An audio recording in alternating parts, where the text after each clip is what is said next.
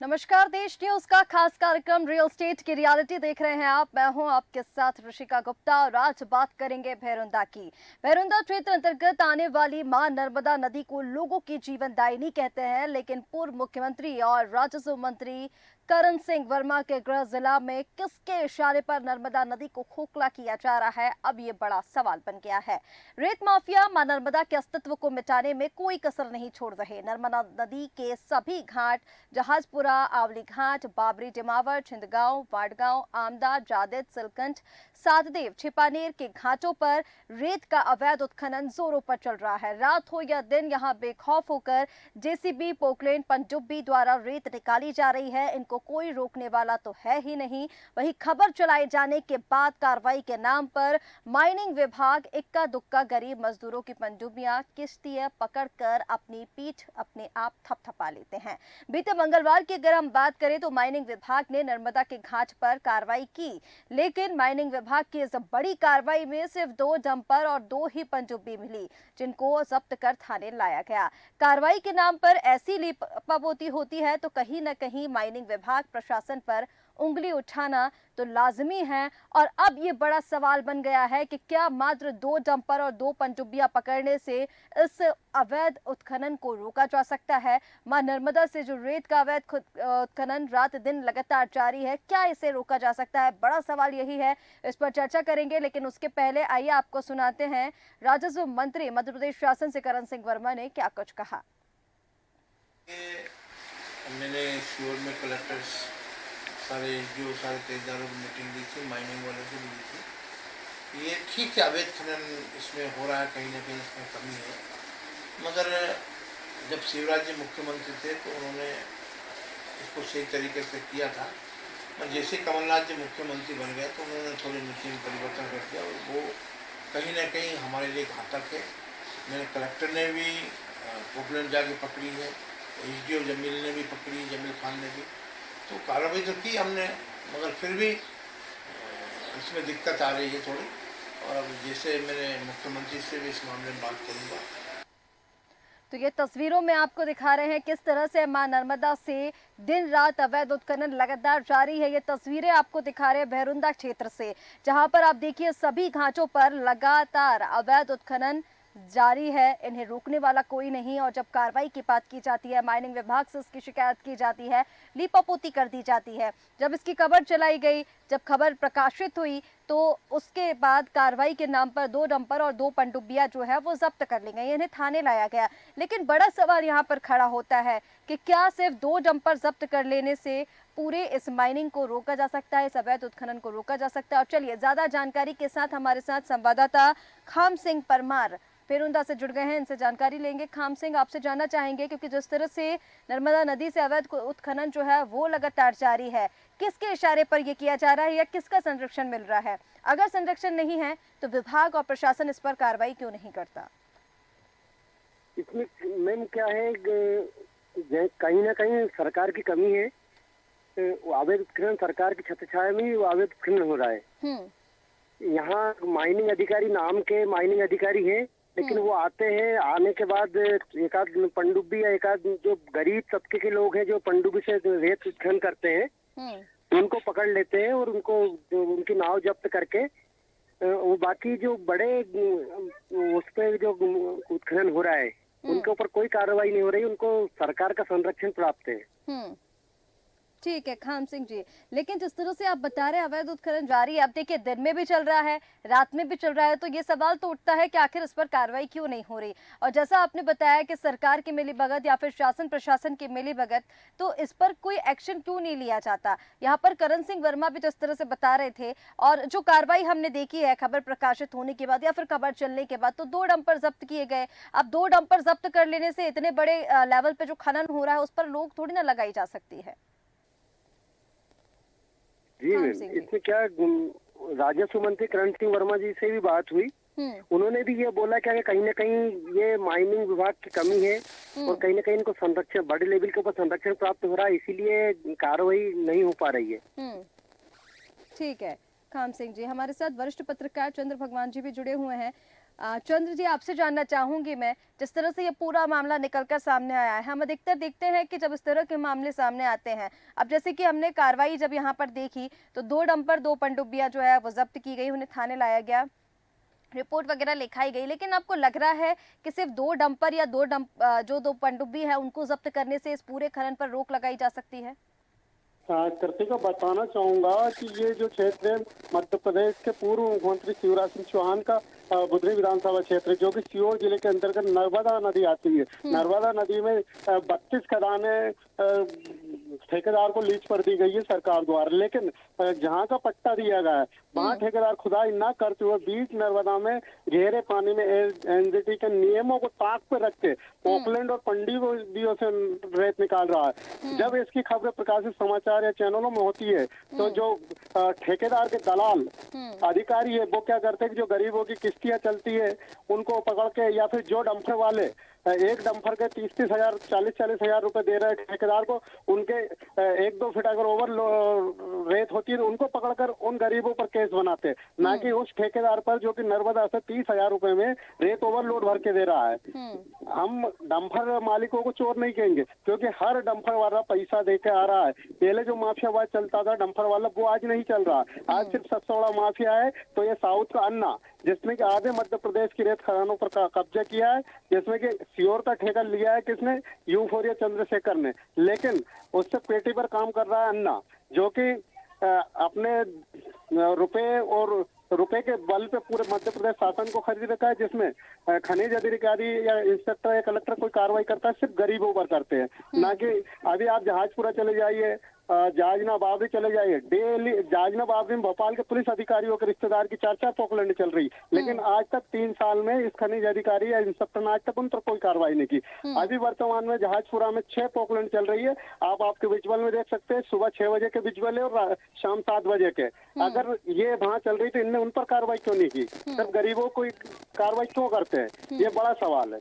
बिल्कुल ठीक कह रहे हैं, क्योंकि देखिए चंद्र भगवान जी, जिस तरह से अब ये पूरा मामला हम सामने आता हुआ देख रहे हैं, कहीं ना कहीं लगातार जो है वो खनन तो जो बढ़ता जा रहा है, और जैसे आप बता रहे हैं कि अब देखिए सरकार की मिलीभगत, सरकार के संरक्षण में ये पूरा अवैध उत्खनन, लेकिन अब देखिए कहीं ना कहीं सरकार की नीति रीति पर सवाल उठना लाजमी है, क्योंकि पूर्व मुख्यमंत्री जो है शिवराज सिंह चौहान, उनका जो गृह जिला है बुधनी, वहां की अगर हम बात करें तो लगातार वो वहां पर विकास को लेकर बात करते आए हैं। लगातार उन्होंने कहा है कि जो माफियाओं पर शिकंजा कसा जाएगा, लेकिन ये सारी चीजें अब देखिए जनता भी सवाल पूछेगी कि जितने दावे किए जाते हैं वो सिर्फ बोलते हैं, धरातल पर कुछ नजर नहीं आता है।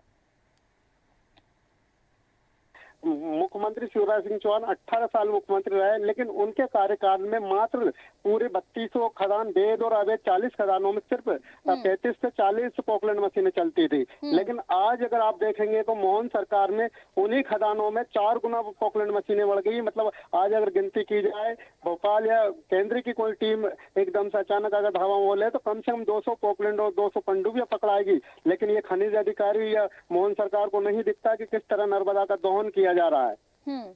बिल्कुल ठीक कह रहे हैं चंद्र भगवान जी, क्योंकि लगातार जिस तरह से अब ये सामने चीजें आ रही हैं, ये जो तस्वीरें हम दिखा रहे हैं बेहद संगीन ये तस्वीरें, क्योंकि मां नर्मदा के अस्तित्व को खत्म करने का काम ये जो है वो लगातार किया जा रहा है।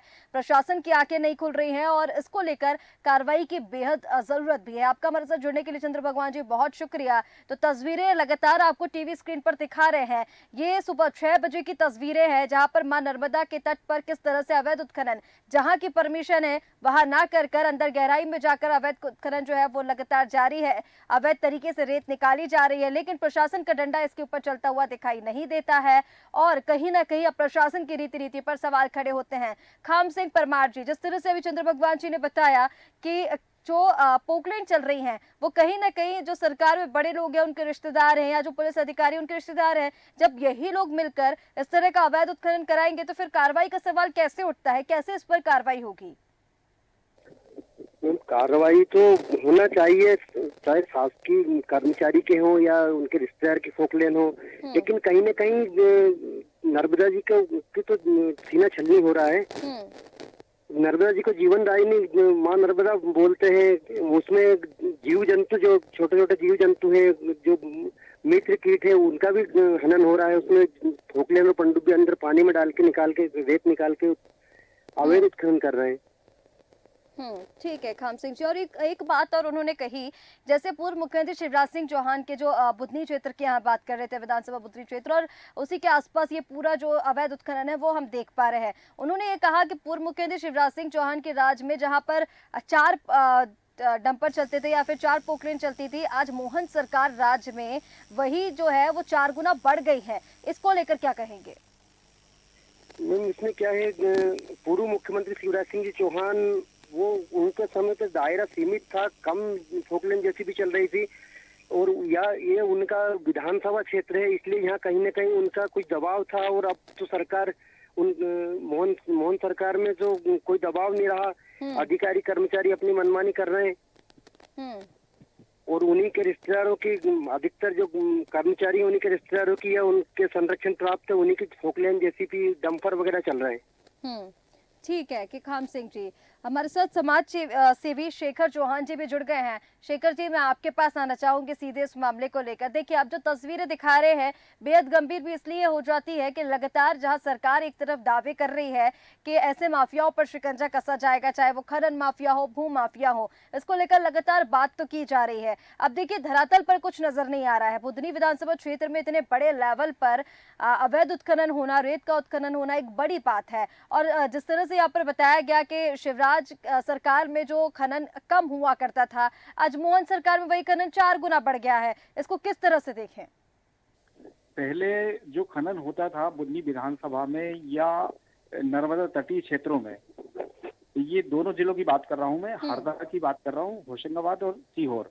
लेकिन आज की स्थिति में देखें तो ये खनन लगभग 100% और बढ़ गया। जितना हो रहा था, जैसे मान लीजिए पहले 10 जेसीबी या पोकलेन चलती थी, आज 100 चल रही हैं। और ये पूरी नदी की रेत को पानी से निकाल रहा है और ये उसको ऊंचे दामों पे बेच रहा है। यहाँ के स्थानीय लोगों के द्वारा बार बार प्रशासन से निवेदन भी किया जाता है कि आप इस अवैध उत्खनन को रोके और इस नर्मदा की नदी की जो रेत है इसको निकालने से रोके, लेकिन प्रशासन भी इस तरफ कोई ध्यान नहीं दे रहा है। ठीक है, लेकिन शेखर जी, जब प्रशासन इस ओर ध्यान नहीं दे रहा है, और एक बात और निकलकर सामने आई है यहाँ पर, क्योंकि देखिए, अगर दिन दहाड़े इतने बड़े लेवल पर अवैध उत्खनन चल रहा है तो कहीं ना कहीं सरकार का संरक्षण ऐसे खनन माफियाओं को मिल रहा है। और कहीं कहीं जो अधिकतर क्षेत्रों में हम ये देख रहे हैं कि कुछ बड़े नेता हैं जिनके रिश्तेदार ये खनन करवा रहे हैं, या कोई अधिकारी हैं उनके रिश्तेदार हैं। तो जब सारे जो अधिकारी हैं जिनके पास शिकायत लेकर हम पहुंचते हैं, या फिर सरकार के लोगों के रिश्तेदार या फिर सरकार का संरक्षण मिलेगा, तो कार्रवाई फिर हम इस पर कहां तक देख सकते हैं? देखिए, जब खबर चलाई गई इसको मीडिया द्वारा या फिर प्रकाशित किया गया, तो कार्रवाई के नाम पर सिर्फ 2 डंपर, 2 पनडुब्बियां जो है वो जब्त की गई। लेकिन आपको लग रहा है कि ये 2 डंपर जब्त करने से, स्पष्टीकरण मांग लेने से, कारण बताओ नोटिस दे देने से ये जो अवैध उत्खनन है वो रुक जाएगा? इसके लिए तो मुझे लगता है कि जनता को ही आगे आना होगा, क्योंकि प्रशासन तो हाथ खड़े कर चुका है माफियाओं के आगे। माफियाओं के हौसले तो इतने ज्यादा बुलंद हैं कि वो सरेआम अधिकारियों को धमकी भी देते हैं, मारते पीटते भी, जान से मारने की धमकी भी देते हैं, डंपर भी चला सकते हैं। इसके लिए तो अब मुझे लगता है कि सिर्फ जनता ही है जो नर्मदा जी को बचा सकती है, वरना और कोई तरीका नहीं है नर्मदा को बचाने का। क्योंकि यादव जी जिस तरह से सीएम बने हैं उज्जैन के, और सिपरा के अंदर पानी नहीं है, लेकिन नदी तो पवित्र है। इसी प्रकार से हो सकता है कि वो भी नर्मदा को भी बेसी करना चाह रहे हूँ। ठीक है, लेकिन शेखर जी, यहाँ पर आपने जैसे कहा कि अब जनता को आगे आना होगा कार्रवाई को लेकर। यहाँ एक बात और है, जैसे अब हम शिवराज सरकार की हमने बात की, मोहन सरकार की हमने बात की, और कार्रवाई को लेकर जब हम यहाँ पर देख रहे हैं तो जैसे कि पहले बताया, हमारे साथ वरिष्ठ पत्रकार जुड़े हुए थे, उनका ये कहना है कि जो चीजें कम थी वो अब 4 गुना बढ़ गई हैं। जनता आगे आएगी सर। जनता, अब जैसे कि आपने कहा कि जो खनन माफिया उनकी तरफ से डराया धमकाया जाता है, तो जनता को भी कहीं ना कहीं इस बात का खौफ है। और इस पूरे प्रकरण को अब देखते हुए मोहन सरकार जिस तरह के दावे करती है, सरकार जिस तरह की योजनाओं की बात करती है, नीति रीति की बात करती है, तो मोहन सरकार के साथ साथ फिर सभी पूरी पार्टी पर ही सवाल यहाँ पर एक खड़े हो जाते हैं। बिल्कुल, बहुत गंभीर सवाल है ये कि पूरी पार्टी के ऊपर भारतीय जनता पार्टी इसमें पूर्ण रूप से संलग्न है। उसके नेता, उसके कार्यकर्ता, हर नेता और कार्यकर्ता जो भैरुंदा, रहेटी और बुधनी के आसपास के जो मजबूत नेता जिनको माना जाता है, स्थानीय नेता, उन लोगों को ये माइनिंग कंपनी प्रति माह मोटी रकम देती है। अब मैं इतना तो नहीं बता सकता कितनी देती है, लेकिन वो हजारों रुपए में, यानी हजारों से लाखों रुपए तक यहाँ के स्थानीय नेता लेते हैं उनसे, और उनके संरक्षण में ये अवैध काम चल रहा है। बिल्कुल ठीक कह इससे रहे हैं। शासन का, यानी प्रशासन का कहें, शासन का कहें, देश का कहें, प्रदेश का कहें, भयंकर नुकसान हो रहा है। ठीक है, इस अवैध उत्खनन से जहां एक और राजस्व को चूना तो लगाया ही जा रहा है, लेकिन जैसे अब यहाँ पर बातें निकलकर सामने आ रही हैं कि चाहे वो नेता हो, चाहे अधिकारी हो, चाहे किसी भी पार्टी का नेता हो, यहाँ पर सब हम देख रहे हैं इस पूरे भ्रष्टाचार में, इस पूरे प्रकरण में संलिप्तता उनकी पाई जा रही है। और जैसे कि आपने बताया कि कहीं ना कहीं माइनिंग कंपनी की ओर से ये जो खनन कराया जा रहा है, उनकी तरफ से ऐसे नेताओं को, ऐसे अधिकारियों को मोटी रकम पहुंचती है और फिर उसके बाद उनके संरक्षण में ये पूरा काम हो रहा है। लेकिन जनता भी इसको देख रही है और कहीं ना कहीं अब इस पूरे प्रकरण को लेकर, इस पूरी कार्रवाई को लेकर जनता को भी आगे आना होगा। शेखर जी, आपका हमारे साथ जुड़ने के लिए बहुत शुक्रिया।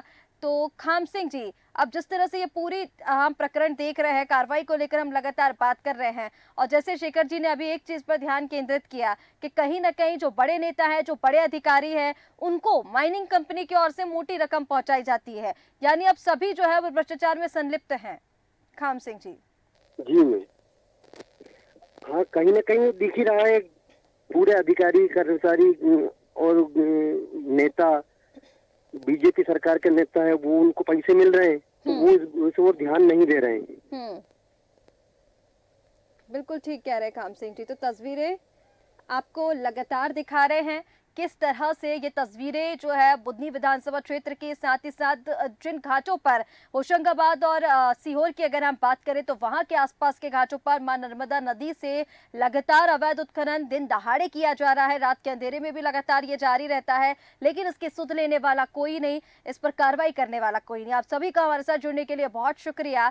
तो तस्वीरें लगातार मां नर्मदा की आपको दिखा रहे थे, कैसे क्षेत्र में, कैसे घाटों पर अवैध उत्खनन जारी है, लेकिन प्रशासन इस पर कार्रवाई नहीं कर रहा। एक बड़ी जो बात है वो यहाँ पर सामने आ रही है, जिस तरह से हमारे मेहमानों ने बताया कि शिवराज सरकार में जो खनन कम हुआ करता था वो मोहन सरकार में आज 4 गुना हो गया है। यानी कहीं ना कहीं सरकार जिस तरह के दावे कर रही है वो खोखले साबित हो रहे हैं, धरातल पर कुछ नजर नहीं आ रहा है। अब जरूरत है कार्रवाई की, और जैसा कि अभी वरिष्ठ पत्रकार भी हमारे साथ जुड़े थे, उनका यह कहना है कि जनता को इसके लिए आगे आना होगा, क्योंकि बेहद गंभीर अब ये स्थिति हो गई है। मां नर्मदा को बचाने के लिए कार्रवाई की जरूरत है। फिलहाल हमारे इस खास कार्यक्रम रियल स्टेट के रियलिटी में इतना ही। आप बने रहिए देश न्यूज के साथ। नमस्कार।